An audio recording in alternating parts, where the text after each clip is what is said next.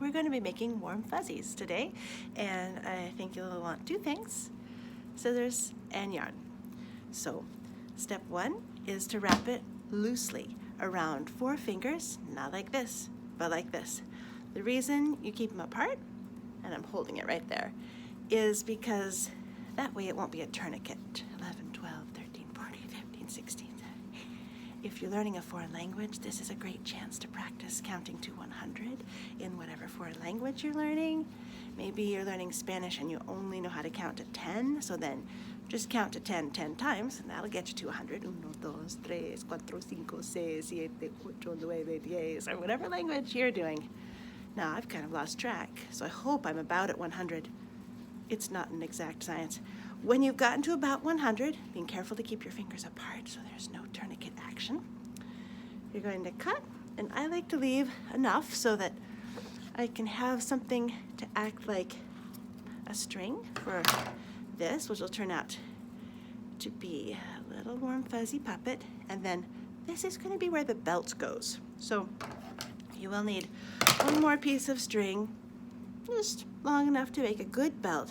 And this next part is where you might want somebody to help you, because when you tie that belt and you want to squeeze the knot as tight as you can, if you've got a friend who can put a finger right there and press, then when you tie the second knot, it will stay nice and tight.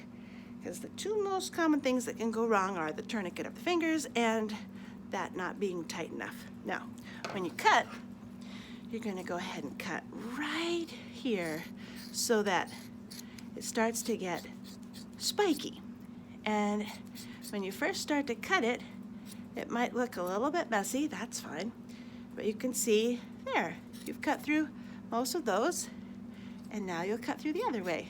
And just cut so that you've got kind of a puff. We used to call these pom-poms also. Now, you're ready for the final stage, because as you can see, that's a little too messy, but if you could just give them a haircut. Now, if you put a trash can underneath you while you're doing this next step, you might be happier because you won't have to clean up all these little pieces. I have put a trash can right underneath this warm fuzzy for sure. And I'm trimming off the parts that aren't quite even so that it will all end up as even as could be.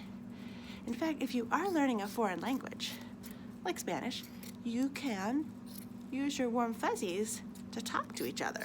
Like if you already know how to say hello, how are you, and goodbye in Spanish, you could have your warm fuzzies have a little conversation.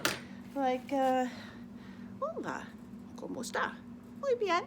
Adios, adios. I hope you have fun making your warm fuzzies. I'll see you soon at the library.